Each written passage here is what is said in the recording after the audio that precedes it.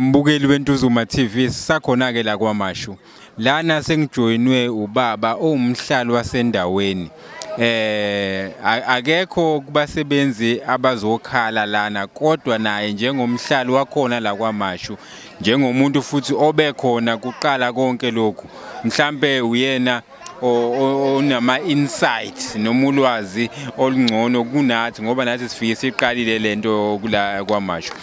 Baba siyakubingelela siyakwamukela kweNtuzuma TV. Mina ngusandile ingane kaMankulu. Mhlawumbe ungatshela ababukeli emakhaya ukuthi ubabubani yipi role yakhe mhlawumbe ayidlala emphakathini nanokuthi wena ngokwenzekile namhlanje luthini uvo lwakho umiphi wena njengomhlali wasendaweni. Siyabonga kakhulu siyakwamukela. Siyabonga msakazi. Ukhuluma noBishop Siphamanda Johnson Mazibuko community leader la eThekwini kuma ward 111 ophinde futhi abe ku gender based violence activist eKZN KwaZulu Natal. La siphathe kabuhlungu kakhulu kunomfowethu oshayise umsebenzi, abasebenzi bemile la emgaqweni, abasebenzi bathatha abalimele, uwelewa kaNgcobo nontomfuthu wakaMathi abalimele amantombazane. So siphathe kabuhlungu kakhulu ngoba bebemile. It was a peaceful march.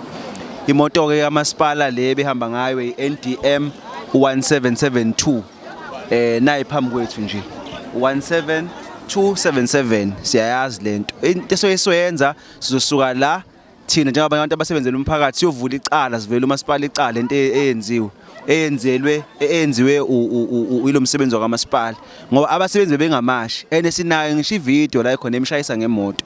So thina esikulolayo ukuthi abasebenzi basemphakathini oma bethu basuka kuma ward aclose ku ward 46, ward 47, ward 107, ward 38, ama ward around iNanda Ntuzuma kwaMashu Inc. So ukulimala komuntu omsebenzi noma umzali mase kwenta mase limele kubhlungu kwenzekile bengafanele athatha imoto agibele phe kwabantu. So siphathe kabuhlungu kakhulu kokwenzeke namhlanje la kule ndawo esikuyona ngikubone live mina. So into esizoyenza sizovula icala sivela umasipala sizobakhulumela oma bethu abasebenzi singabaholi bomphakathi bezenkolo.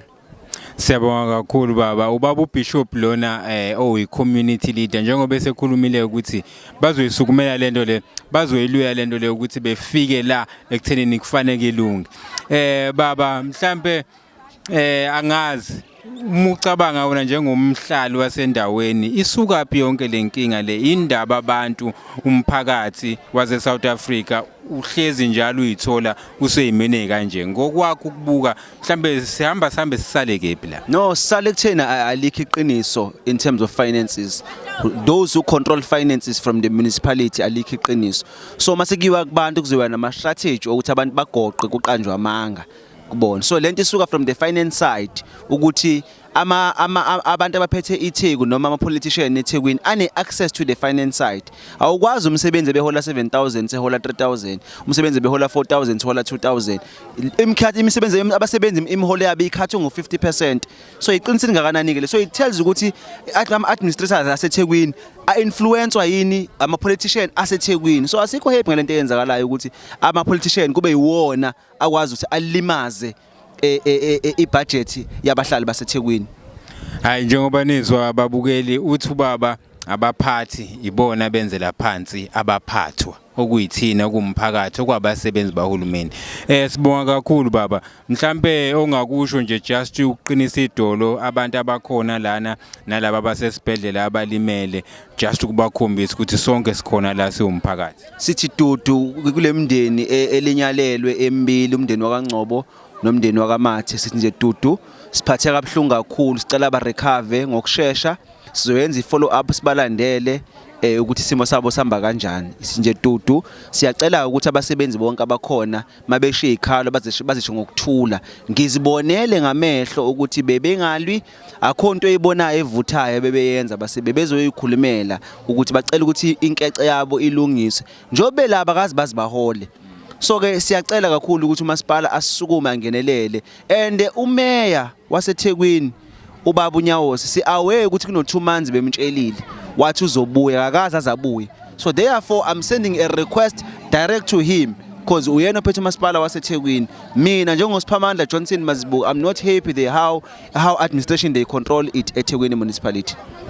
Usuzwile ke mbukeli nawe ke njengombukeli weNtuzuma TV ikhona indima ongayidlala la ngokuthi uthi uma ubona lo mqopho lona bese usuyawudlulisela nawe ukuze uzugcina ufikile endaweni eright ukuze kulunge izinto emphakathini wase South Africa. Siyabonga kakhulu. Ntuzuma TV, we inspire.